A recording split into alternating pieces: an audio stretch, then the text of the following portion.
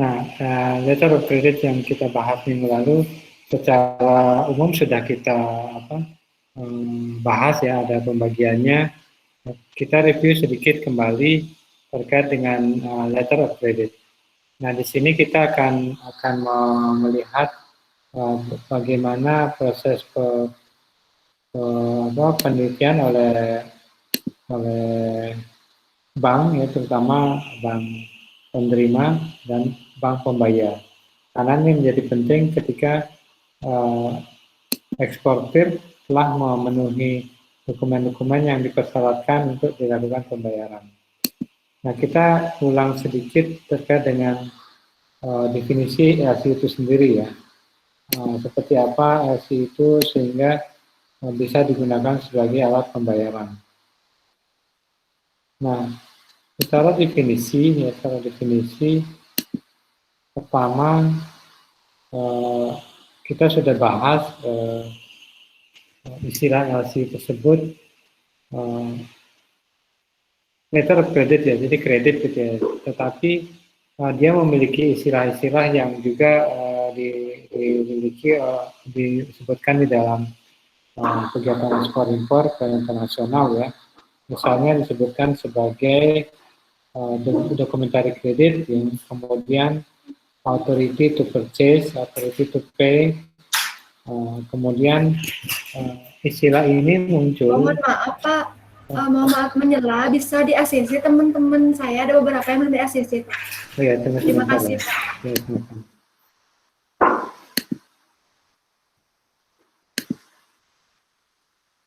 sudah ya. Jadi nggak apa-apa ya, saya keluar masuk ya. Jadi karena memang belum semua pada bergabung, jadi terjeda sedikit ya. Baik, saya lanjutkan istilah LC. Jadi ini mencerminkan pengertian akan pentingnya penggunaan bank ya, oleh bank yang mampu untuk membiayai penyerahan barang ekspor. Nah, istilah ini mudahnya sebagai penjamin ya, penjamin di mana kegiatan ekspor impor itu dijamin oleh bank. Makanya dikatakan sebagai dokumen tarik kredit ya. Jadi authority to purchase atau authority to pay. Ini yang akan dilakukan oleh bank ketika eksportir dan importir melakukan kesepakatan melalui sales kontraknya untuk melakukan pembayaran dengan menggunakan LC. Kemudian definisi ya,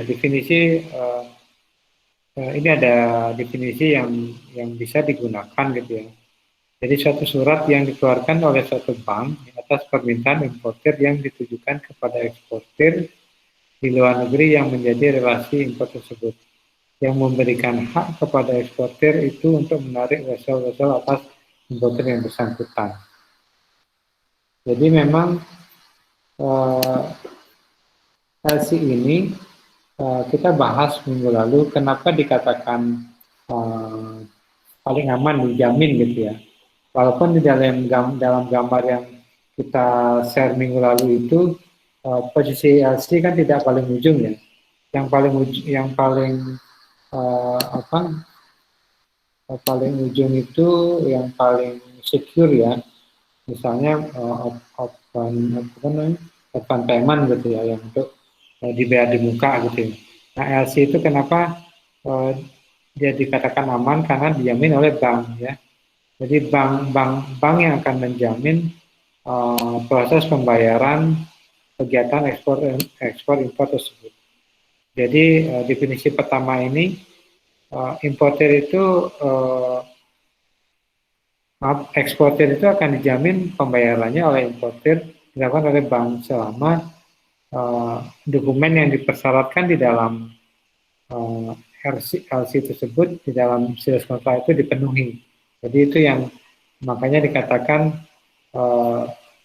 sebagai penjamin gitu ya. Kemudian suatu pernyataan yang dikeluarkan oleh bank untuk mempertaruhkan kredit dan tingkat kepercayaan akan dirinya yang telah cukup dikenal baik sebagai pengganti kredit terhadap importir yang mungkin baik juga tapi tidak begitu dikenal. Nah, dalam kondisi kita melakukan ekspor impor yang kita tidak kenal dengan penjual dan pembeli. Kalau kita sebagai penjual, kita belum begitu kenal dengan pembelinya.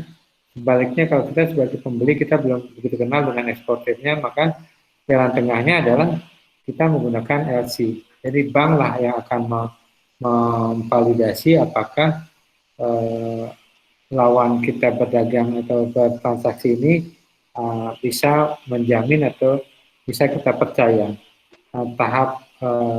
Katakanlah tahap pertama kita akan lebih aman menggunakan LC. Selanjutnya setelah kita semakin yakin bahwa kita sudah sekian kali melakukan transaksi, maka bisa kita beralih ke mekanisme pembayaran yang lebih mudah gitu, atau lebih cepat, misalnya dengan advance payment atau account, sehingga kedua belah pihak menjadi lebih cepat mendapatkan pembayaran. Tetapi itu memang ada risikonya ya. Nah, untuk mengamankan tahap awal, makanya mereka menggunakan LC. Nah, dalam publikasi ICC ya, International Chamber of Commerce ya, di sini memang lebih definisi yang lebih lengkap ya.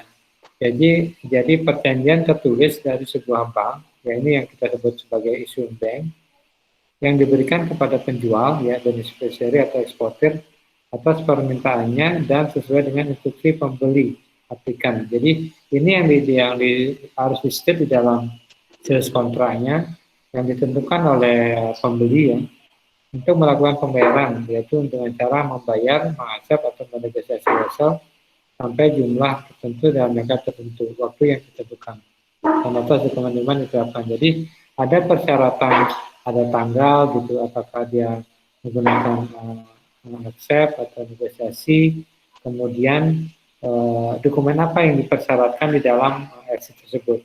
Ini menjadi penting ketika salah satu saja dokumen tidak bisa dipenuhi dalam LC itu, maka tidak akan dicairkan. Sehingga memang masih ada risiko ya. Sehingga sangat penting bagi kedua belah pihak, terutama bagi eksportir, penjual, dia harus bisa memenuhi dokumen yang dipersyaratkan di dalam LC. Nah, ini contoh LC ya. Nah, contoh ini memang tergantung dari banknya gitu ya.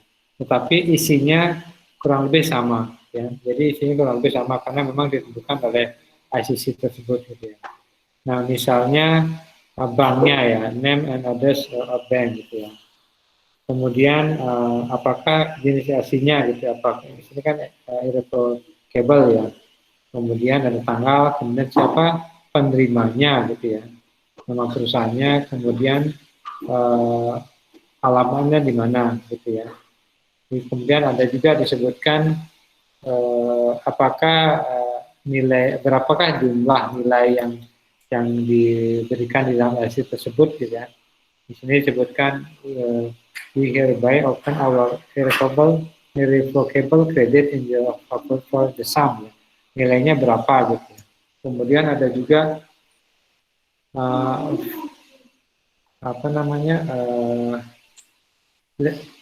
sampai berapa, tanggal berapa validnya ya, periode pembayarannya gitu ya.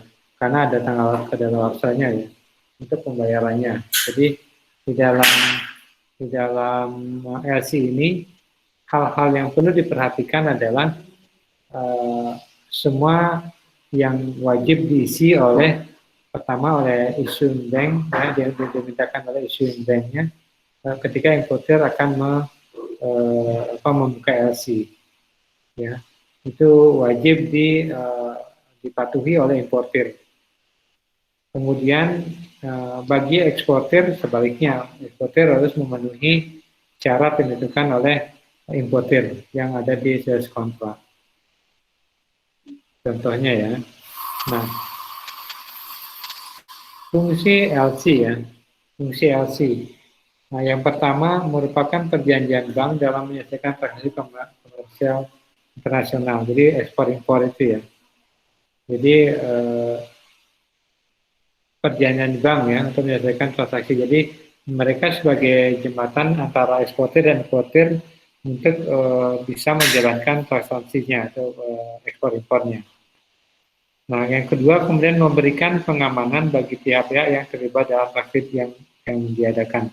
Nah, di sini yang saya sampaikan tadi pengamanan ya, bagaimana eksportir merasa aman bahwa setelah mereka mengirimkan barangnya dengan dokumen yang dipersyaratkan itu mereka bisa dibayar oleh processing bank atau bank yang akan melakukan pembayaran. Nah, begitu pula dengan importir, ketika dokumen yang diterima itu sudah diterima ya, kemudian barangnya, bank mereka uang yang ada di bank issuing bank itu di debit ya, di membayar ke bank tersebut, kemudian dengan dokumen yang diterima tersebut, importer bisa mengeluarkan barangnya dari pelabuhan. Jadi bank ini memang menjamin bahwa di pihak importer mereka akan menerima barangnya, kemudian di pihak eksportir akan menerima pembayaran. Kemudian memastikan terjadinya pembayaran sepanjang syarat transaksi dipenuhi. Tadi yang saya sampaikan, jadi ketika eksportir telah mengirimkan barangnya, dengan dokumen yang dipersyaratkan itu, bank akan melakukan pembayaran. Jadi memastikan terjadinya pembayaran. Kemudian merupakan instrumen yang didasarkan hanya atas dokumen dan bukan atas barang dagang. Jadi yang kita bahas dalam 3 prinsip LC itu ya, jadi hanya terkait dengan dokumen, tidak terkait dengan barang ya. Jadi dia tidak bisa, bank itu ya, bank baik penerbit atau pembayar, dia tidak melihat barangnya gitu ya. Dalam tanda kutip hanya tahu bahwa barang itu sudah dikirim, kemudian menerima dokumennya, maka wajib dilakukan pembayaran. Kemudian membantu bank memberikan fasilitas pembiayaan kepada importir. Nah, di sini memang ketika importir itu mempunyai nama baik ya di suatu bank, maka bank itu akan berani memberikan kredit kepada importir, sehingga importir yang melakukan transaksi dengan eksportir itu bisa dibantu LC-nya. Artinya dengan importir itu kan nanti menerima barang, kemudian dilakukan penjualan di dalam negeri ya. Nah, dari transaksi itu mereka mendapatkan uang, nah itu bisa ditabung di bank tersebut. Dengan kepercayaan ini, bank itu berharap dana yang dimiliki oleh importir itu bisa disimpan di bank tersebut. Nah, pihak-pihak yang terlibat di dalam LC ini kita bagi menjadi dua, ya, pihak langsung dan tidak langsung.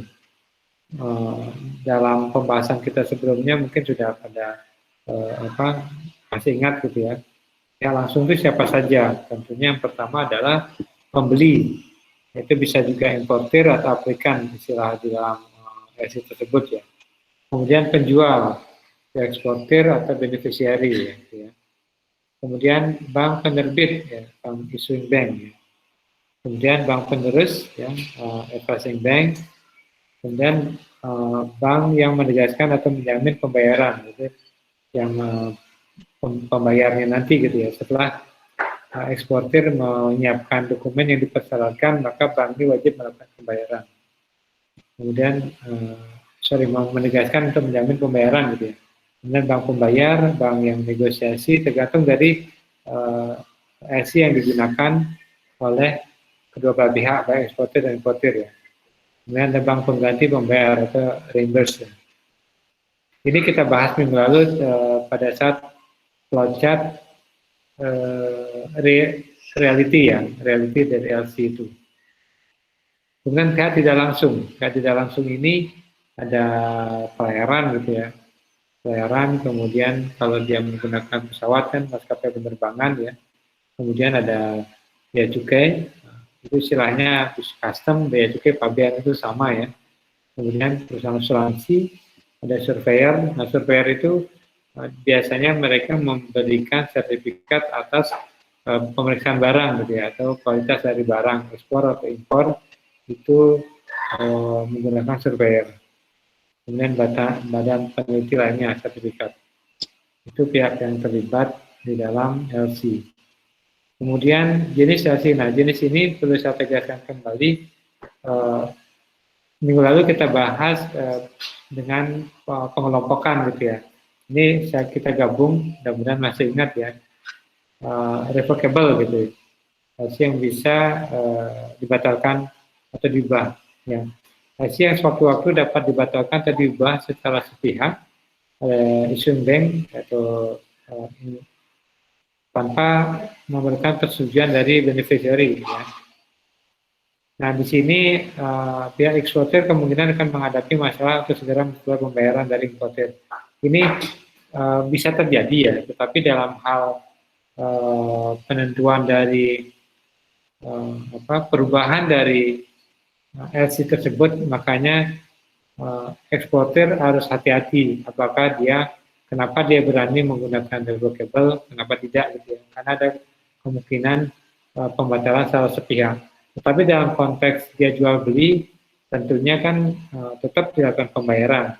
Mungkin saja pembatalan ini akan diubah dengan mekanisme pembayaran yang lain ya.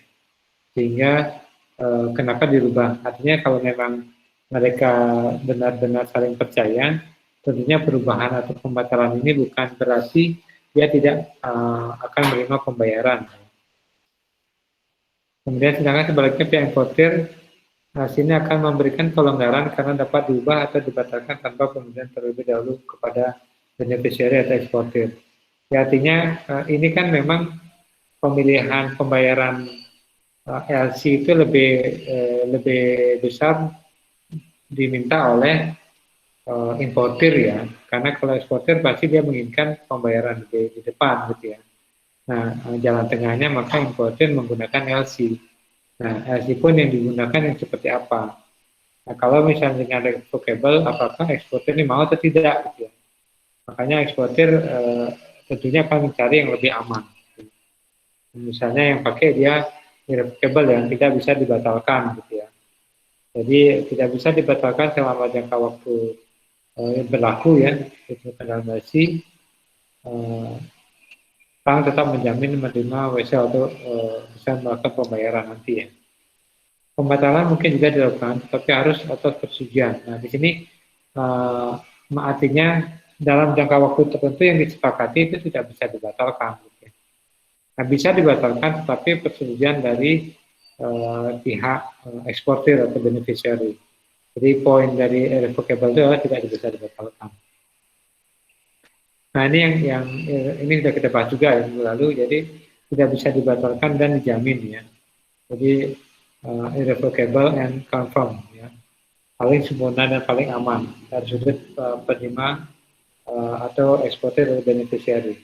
Karena pembayaran atau pelunasan vessel yang ditarik atas hasil dijamin sebetulnya oleh opening bank ya, maupun closing bank. Bila syarat-syarat dipenuhi. Jadi tetap ya, ini bisa berlaku kalau syarat-syaratnya dipenuhi. Makanya agak detail sekali di dalam baik pihak bank maupun pihak eksportir harus memenuhi ketentuan yang ada di dalam LC tersebut.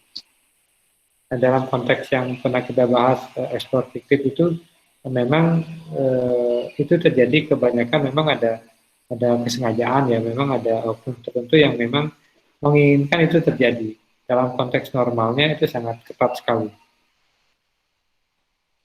Nah, ini ada clean letter of credit. Ini dalam hal ini tidak ditentukan syarat-syarat ya untuk menyalurkan vessel. Artinya tidak diperlukan dokumen lainnya, bahkan pengambilan uang kredit diperlukan dengan kwitansi biasa. Jadi ini lebih mudah, jadi lebih sederhana dalam pencairan dari LC tersebut. Kemudian dokumentari ya. Ini dokumentari kredit yang umumnya ya, LC dengan dokumen ya. Yang kita bahas minggu lalu kan kita bedakan jadi dua ya, non-dokumentari dan dokumentarian. Ini dokumentari dengan dokumen-dokumen yang dipersyaratkan. Kemudian ini red clause ini sudah kita bahas juga ya, di mana pihak beneficiary itu diberikan menarik sebagian terjemah yang tersedia. Jadi semacam kredit gitu ya, diberikan kepada beneficiary atau eksportir. Jadi sebenarnya kalau yang umum kita pahami kan advance payment ya, pembayar di muka gitu ya. Jadi sebelum barang kirim itu dia sudah diberikan kesempatan untuk melakukan penarikan dari LC tersebut, pencairan tersebut. Sedangkan sisanya dilakukan dalam hal dokumentasi LC. Jadi hanya sebagian atau sepenuhnya tergantung dari kesepakatan di dalam dengan aplikannya atau importernya. Jadi ini merupakan kombinasi dari open LC dengan dokumentasi LC. Kemudian revolving itu bisa digunakan beberapa kali ya. Jadi LC ini memungkinkan kredit tersedia dipakai ulang tanpa mengadakan perubahan syarat khusus. Jadi kalau sudah dia menggunakan LC revolving ini ya, jadi mereka atau importer itu bisa melakukan kegiatan impor sesuai dengan jangka waktu yang ditentukan tanpa membuka LC baru. Tetapi tentunya ada kredit yang diberikan berapa, misalnya 1.200 US dollar ya, nah itu itu digunakan setiap bulan. Selama berapa, misalnya selama 6 bulan. Kemudian back to back ya, back to back LC itu biasanya bukan pemilik barang, jadi hanya perantara ya. Jadi eksportir dalam tanda kutip dia tidak memiliki barangnya, dia hanya perantara. Nanti LC itu yang akan diberikan kepada eksportir sebenarnya yang memiliki barangnya gitu ya. Jadi karena itu penerima LC ini akan minta bantuan banknya untuk membuka LC untuk memiliki barang yang sebenarnya dengan menjalani LC yang diterima dari luar negeri. Jadi back to back, jadi dibuka untuk penerima berikutnya. Kemudian ini contoh dari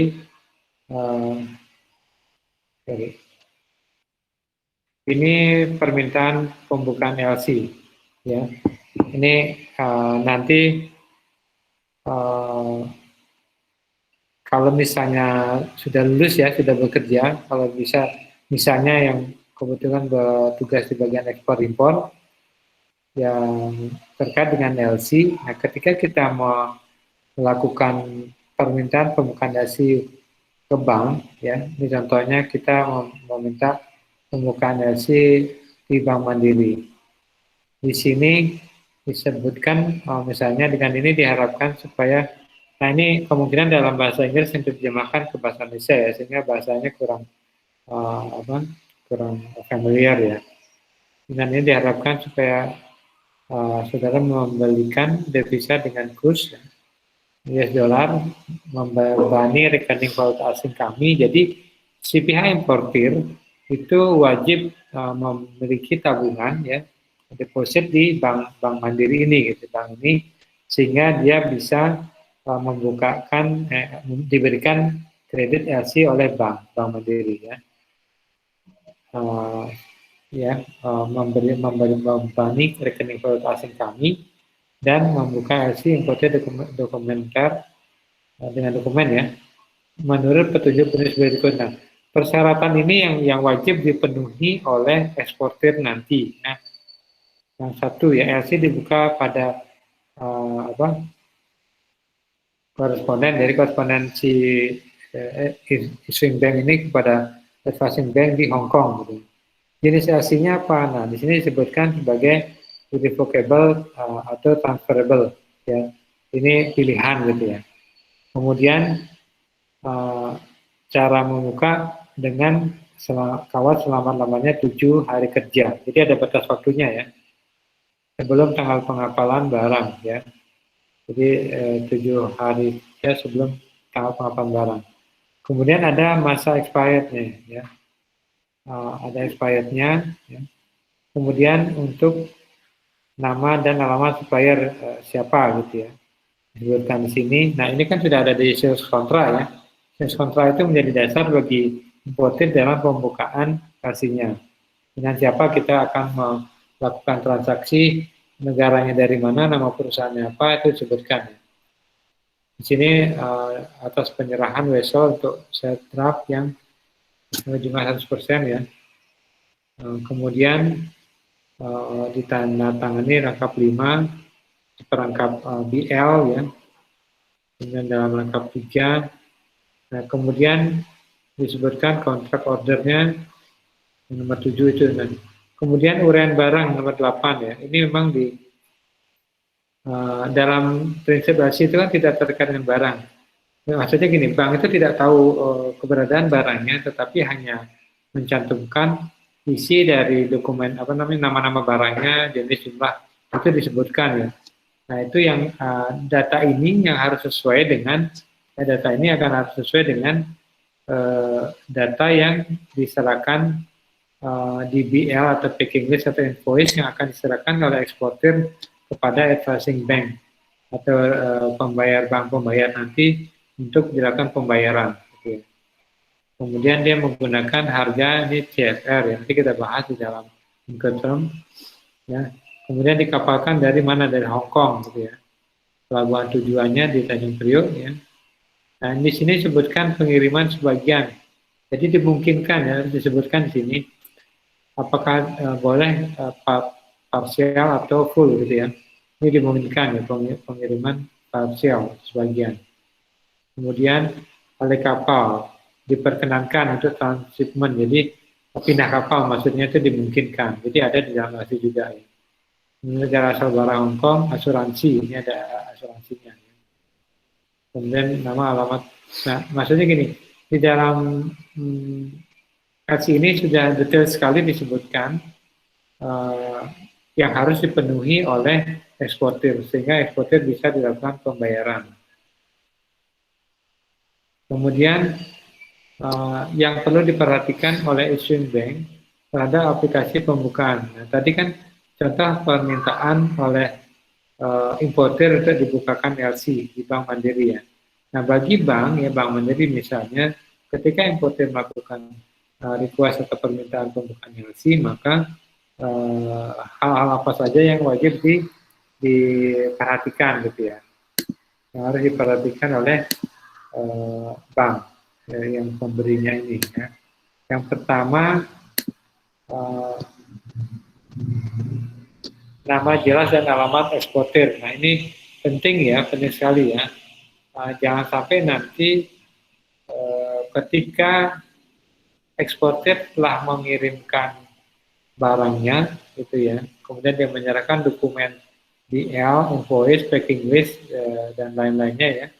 Nah, itu terjadi kesalahan nama. Katakanlah misalnya alamatnya salah ya. Nah, bank advising bank itu kan atau reimburse bank itu sudah melakukan pembayaran gitu ya. Ternyata ada yang salah. Nah, ketika kesalahan ini terjadi, maka issuing bank itu tidak akan bersedia melakukan pembayaran kepada advising bank. Nah, makanya sangat hati-hati untuk mengecek kembali nama misal alamat eksportir ya. Kemudian jumlah dan valuta yang digunakan ya. Jadi jumlah kredit yang diminta berapa, valuta asing yang diminta itu apa gitu ya. Kemudian apakah LC itu jenisnya, maksudnya nomor 3 ini jenisnya ya. Apakah irrevocable atau transferable atau yang lain. Jadi itu disebutkan di dalam yang harus dicek saat LC dibuka gitu ya. Kemudian apakah LC diselesaikan dengan cara pembayaran, akseптasi atau negosiasi itu disebutkan. Kemudian atas siapa wesel draft akan ditarik dan bagaimana tenor draftnya. Jadi ini ditentukan ya. Jadi siapa yang akan atas siapa wesel draft akan ditarik dan bagaimana tenor jangka waktunya ada gitu ya.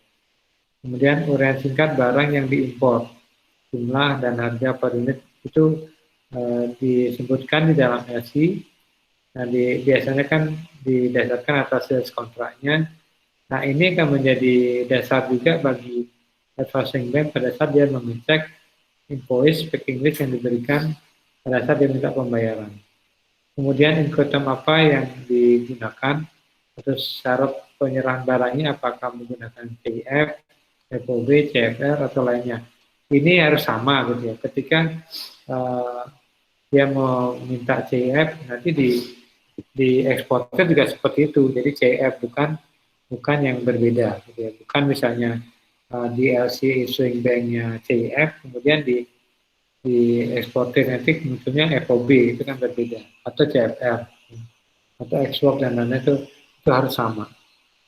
Kemudian perincian dokumen yang diminta, itu dokumen apa saja yang diminta itu harus detail disebutkan, nanti akan dimintakan ke eksportir. Kemudian nama pelabuhan muat dan pelabuhan tujuan. Nah tadi apakah boleh transshipment atau tidak gitu, pindah kapal, apa diperbolehkan atau tidak gitu. Kemudian pengapalannya apa parsial atau full ya, atau keseluruhan ya. Kemudian tanggal pengapalannya terakhir kapan itu bisa disebutkan. Kemudian tanggal jatuh tempo LC-nya, expirednya. Kemudian jangka waktu penyerahan dokumen ya, presentasi dokumen. Kemudian apakah LC akan disampaikan via surat, mail, telex atau yang lainnya ya. Kalau mungkin sekarang paling cepat kan menggunakan email gitu ya. Kemudian pernyataan tunduk pada syarat umum bank untuk penelitian LC di luar Indonesia. Jadi ketentuan yang ditentukan oleh bank itu harus dipenuhi oleh importir. Kemudian kewajiban importir terhadap issuing bank atau opening bank ya. Ketika importir itu sudah membuka LC dan disetujui oleh bank, maka importir memiliki kewajiban pertama menggantikan pembayaran reimburse atas pembayaran LC. Nah, ketika semua persyaratan telah dipenuhi, dokumen yang dimintakan sesuai LC itu setelah diberikan kepada importir, maka importir wajib melakukan pembayaran sesuai dengan disepakati. Pembayaran ini kan bisa saja secara otomatis ya, maksudnya langsung di dalam di debit di akunnya, kecuali memang importernya tidak memiliki dana di sana, tetapi bank yang mau memberikan LC maka diminta pembayaran. Kemudian membayar segala beban, provisi dan ongkos lainnya berkaitan pembukaan LC. Nah, ini kita bahas minggu lalu, ongkos-ongkos atau biaya-biaya yang muncul ketika kita menggunakan LC. Misalnya ada perubahan dan lain-lain, itu wajib dibayar oleh importir. Kemudian membebaskan bank dari kerugian dan tanggung jawab atas keadaan jumlah mutu barang. Nah, ini bank itu tidak terkait dengan barang gitu ya, hanya dokumen. Jadi ketika barangnya hilang, barangnya kurang, atau barangnya tidak sesuai pesanan, nah itu bank tidak bertanggung jawab. Itu sepenuhnya tanggung jawab importir ya, yang bisa diklaim kepada eksportir. Kemudian yang keempat, mengizinkan bank untuk memiliki dan menjual barang-barang yang dikapalkan berdasarkan LC tersebut apabila tidak terjadi pembayaran. Nah, ketika ketika importir itu tidak mampu melakukan pembayaran, ya, maka barang-barang yang dikirim tersebut, yang dokumennya dipegang oleh bank, itu bisa diambil alih oleh bank, ya. Itu dimungkinkan di dalam LC tersebut. Selanjutnya,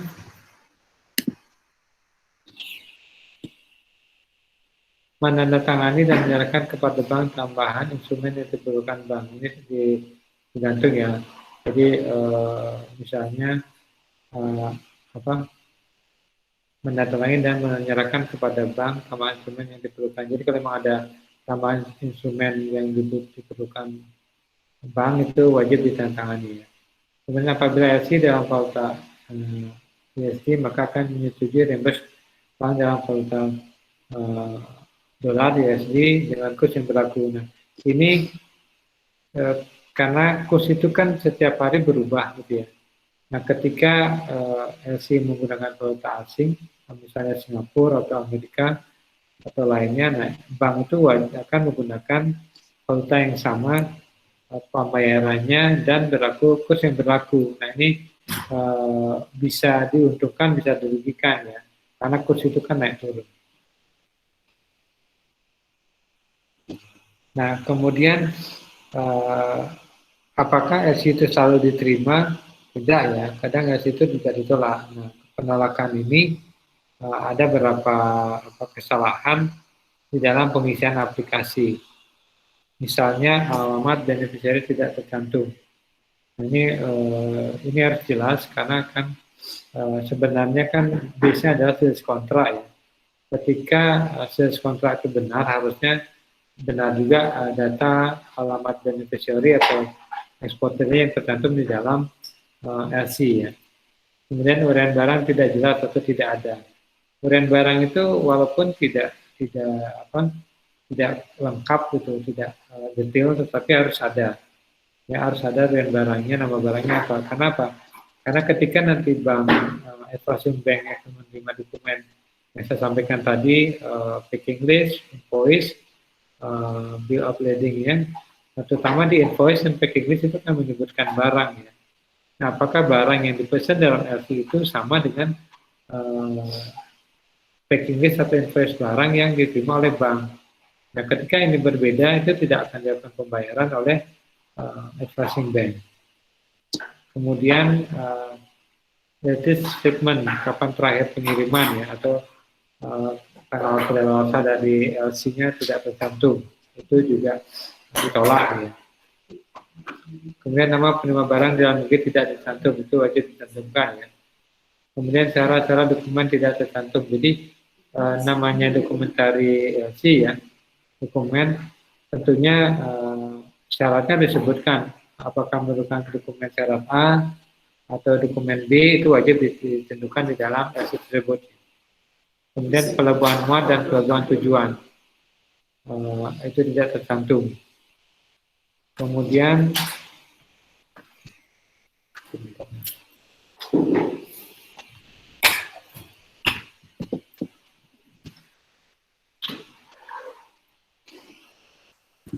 instruksi yang saling kontradiksi ya. Kontradiksi maksudnya di sini syarat penyerahan barang itu ada FOB dan CFR ya. Nah ini kan berbeda dan nanti definisi yang tentang incoterm itu kita bahas belakangan. Maksudnya gini, syarat kalau ada dua syarat FOB itu akan membingungkan bagi bank ya. Jadi karena penyerahan barang itu hanya ada satu syarat penyerahan barang ya. Jadi FOB, kalau FOB itu barang dikirimkan sampai di pelabuhan muat di luar negeri gitu. Kalau cost and freight hanya cost dan freight-nya saja gitu ya. Nah kalau yang kita gunakan di Indonesia adalah CIF. Nah, tergantung dari yang disepakati di dalam LC itu wajib ada. Ya. Kemudian ada 2 tanggal pengapalan terakhir dan tidak diperbolehkan. Jadi tidak diperbolehkan parsial. Kalau tidak boleh ada partial shipment, berarti kan tanggal pengapalannya 1 gitu ya. Nah kalau ada 2 berarti ini ada istilahnya dikatakan sebagai kontradiksi. Nah ini yang memungkinkan situ ditolak gitu ya. Nah ini saya ambil dari beberapa sumber di Google ya. Ada rangkuman ya, sebenarnya ini secara ini aja ya, secara untuk tambahan pemahaman saja ya. Jadi dalam definisinya sudah kita bahas ya. Pertama definisi LC ya. Di sini disebutkan dokumen from a bank, financial institution on the buyer behalf that also payment to the seller ya. Jadi dokumen dari bank yang menjamin pembayaran ya untuk melakukan pembayaran kepada penjual.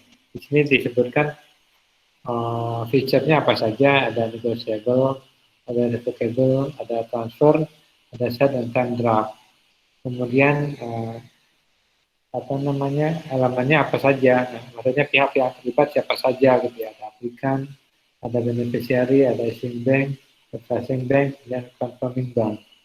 Jadi ini secara singkat kalau kita melihat LC.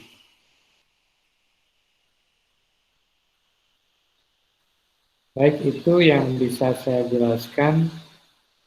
Nanti kita lanjut dengan diskusi untuk lebih detail lagi ya.